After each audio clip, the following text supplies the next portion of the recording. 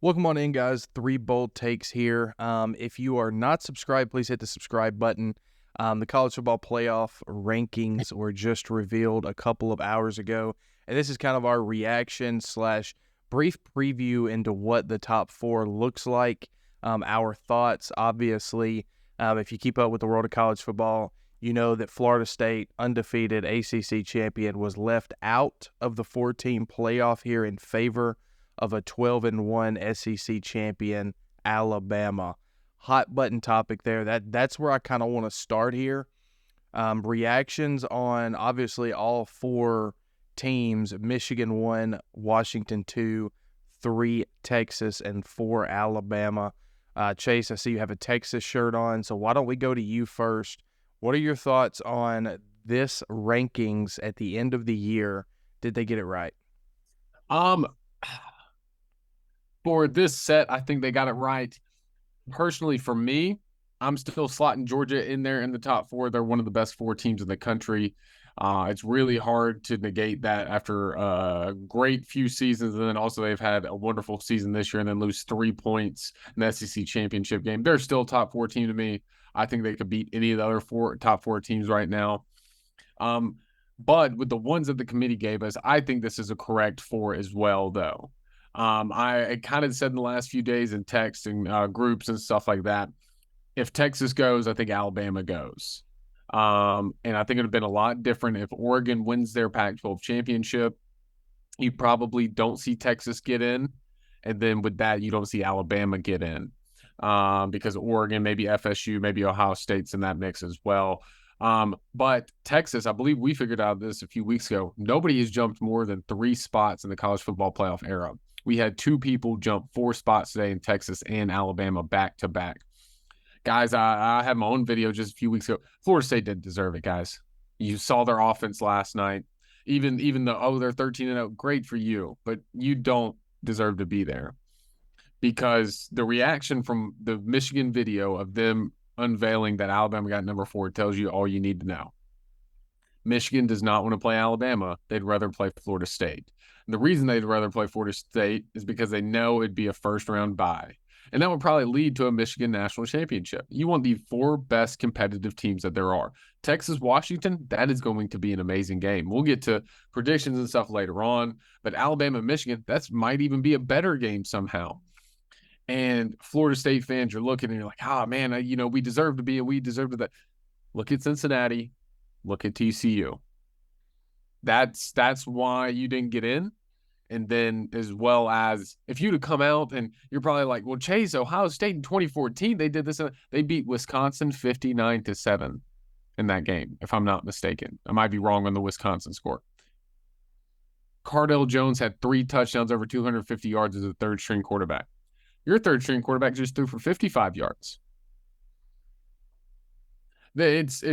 You're gonna say, well, they got it. They had a magical. They also had Ezekiel Elliott and all these other guys. And you guys have great playmakers, but at the same point, in the Florida game and in this Louisville game, you did not show enough on your offense to say, hey, we're a top 4 team. If JJ McCarthy was hurt, if Jalen Milroe was hurt, if they couldn't get back within the month before these big games, they shouldn't be in either. What you've showed, what you've displayed in these last 2 games as a 2-0 team, in my opinion, as a new team without Jordan Travis, you don't deserve to be there. So the committee got it right. Texas Washington's going to be an amazing game, as well as Alabama and Michigan. Quinn? Let me start at the top. I think they got number 1 wrong. I came on here last week and I told you, like, the thing I care most about is let's start at the tip top. Do you have conference championship? And for me, the whole Georgia should have been in thing is stupid. I'm sorry. Like, I 100% agree. From a talent perspective, they are one of the 4 best rosters in the sport. I also don't care. Like, I have a list of things I go by. And the tip top of it is, are you of comparative records? And for me, that's 1 loss and no loss. Once you have 2, I stop looking at you. So Georgia fits that criteria. So let's go to the next one. Do you have a conference title? No. Bye. Because there's 5 teams that fit that first criteria that do have the conference title. So Georgia's out of the picture for me. But let's start at the top. Number one should not have been Michigan. It should have been Washington. Washington has the number one strength of record, which for me is the next criteria down, is strength of record below that conference championship. I get Michigan's there because they've looked dominant all year long. They also didn't play anybody until November. And then they beat Penn State and Ohio State, but those games were close and competitive. And they had that struggle win over Maryland, too, right in between. So their last 3 games of the regular season were actually really close contests.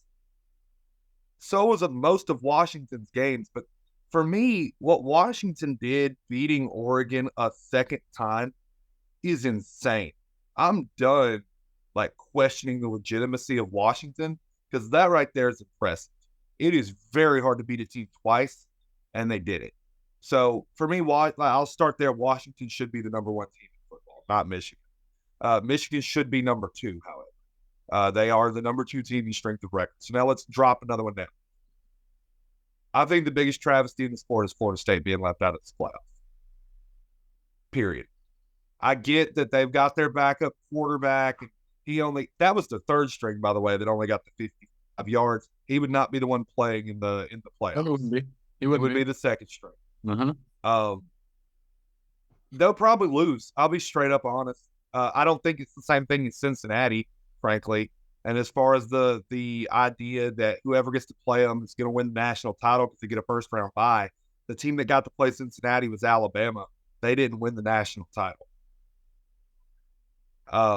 The team that got to play TCU was Michigan. Michigan lost. Ohio State's the other team that gets thrown around in this. And while I agree with the sentiment that Ohio State was a very different scenario because you watched Cardell Jones come in and throw the ball all over the place and look like a starting caliber quarterback, Ohio State did go on to win the national title. So in my book, the only one that even looks really bad, TCU only gets thrown under the bus so hard because they got crushed in the national title. They won that first-round playoff game against a team that no one thought they could beat. So I get the whole they should have been left out because Jordan Travis wasn't there. And I get that that's part of the playoff committee's criteria at the very bottom of who they select to get in. And I'm not going to sit here and punch the roof off just because they didn't get in. But I do think they should have been there, given that they are the number 3 team in strength of record. And I think that is important. Then we move to the number 4 spot. And this is one of the few spots where I step off of my strength of record claim. Because if you go strictly off strength of record, number 4 is Alabama and number 5 is Texas. However, I have a very, very hard time putting a team in over someone who beat them. So for me personally, you should have had Washington versus Texas in the Rose Bowl as a 1-4 matchup. And you should have had Michigan versus Florida State in the Sugar Bowl. And I understand the whole, it's not as competitive of a game if Florida State's there. I don't care. I think you're discrediting what their defense has been able to do in this little stretch without their quarterback. And it is a team sport. Football is a team sport. It's not a one-guy sport. I get, for example, basketball. Yeah, losing your absolute biggest star in a 5-on-5 sport plays a much bigger role in my mind than losing your quarterback in a 11-on-11 sport with 22 unique positions to it. I guess you can say it's maybe not exactly 22 unique positions because certain offensive line positions play similarly, certain receiver position groups play similarly, and I understand that quarterback is weighed heavier than other position groups. But I think you discredit the performance that we saw them put up against Louisville. Louisville's offense is not atrociously bad like they looked on Saturday against Florida State's defense. And that is because Florida State's defense is that good. I get that both of y'all have disagreed with that sentiment the whole time. And I understand the other side to that argument. But for me, Florida State should have been in the playoff. And you can argue the semantics of 1 and 2 and 3 and 4. But for me, 1 should have been Washington, 2 should have been Michigan, 3 should have been Florida State, and 4 should have been Texas. I'm kind of going to try to keep mine here short and sweet. We're coming up on the 10-minute mark here, which is kind of what we try to keep these videos under for your guys' sake, but I think the committee got it right. I think the 4 that's in are the 4 best teams. And you talk about, quarterback goes down, that really shouldn't matter, or a certain player. But in the same sentiment, when you were talking about Duke and Riley Leonard, when he got hurt, they're a completely different football team with no shot to win against Florida State. So if you're going to have that sentiment about Duke, then it needs to be the same sentiment for every other team, especially when it's a Heisman candidate for Florida State and Jordan Travis. So I think you definitely need to take that into account. The biggest thing for me, yes, Florida State's strength of record is 3, but their strength of schedule is 55. Alabama's strength of schedule is 5. So what that tells me is the committee, or any other college football fan that thinks that these are the 4 best teams, if you have the 5th hardest schedule in the country and you lose a game, that means more than having a worse schedule and not losing a game. And I tend to agree with that. Like, if you play one of the toughest schedules in the country and you lose to now the number 3 ranked team in week 2, I think that is a viable loss, especially when you couple that with a win against the best team in the country, according to this same committee last week. So I tend to value the win over the number 1 team in the country more than I value the loss. And I think those two things kind of even out each other in a sense of, yes, they got beat, but then they also went and beat the unbeatable. So how do you define that? Well, from there you have to look at, okay, what's Alabama done since that Texas game? Right? 4 top 25 wins. 3 of those are top 15 wins in the country by double digits. So, except for Georgia, obviously, a 3-point win. But when you look at what a team becomes, and also if you hold a loss in week 2 so highly, then you're pretty much telling every other team, I don't care if you get better throughout the course of the year, it doesn't matter. You lost a game. Now, I know this is a little bit different because there's a lot more teams that are good enough to make the playoffs. This is a lot different compared to in years past. And this is why the 12-team playoff would have been great this year, which, oh, by the way, the ACC's over here complaining that they didn't get a team in. They're the reason why we don't have a 12-team playoff this year. Their commissioner is the one that voted not to have it this year. So if he wouldn't have done that, they would have been in the playoffs. So really it's to their own demise, personally. Now, granted, Florida State they can only do what they can do, right? They can only play the teams on their schedule. So it's not their fault that the ACC is down collectively this year. I don't give a crap about out-of-conference wins that happened earlier in the year. As a whole, it's a weaker conference than the SEC this year, and that's not Florida State's fault. They beat them all. They won. However, when you go up against a one-loss team in a much, much, much, much, much better conference that won the conference champion and beating a one-loss team, I think that makes more sense to me. And shout out to Jordan Travis. That tweet that he put out about how he wished he'd have broke his leg sooner literally broke my heart. Like that, you should not have to feel that way and say sorry for getting your leg broke. So I just want to bring that up. I do feel bad for the Florida State fans, but unfortunately, I do think the playoff committee got it right and got the 4 best teams in here. Can we all agree, and I don't want to sound like a fence rider given that I had the different position, there was no winning on leaving out Alabama, Texas, or Florida State. Right. And that really only occurred, in my opinion, because of the head-to-head win Texas had over Alabama. If they didn't play each other, but they had the same record and similar strength of records, Texas would have been left out. Alabama would have been at 4, and they would have just done that. But because of that head-to-head, it threw a lot at this that made this way harder.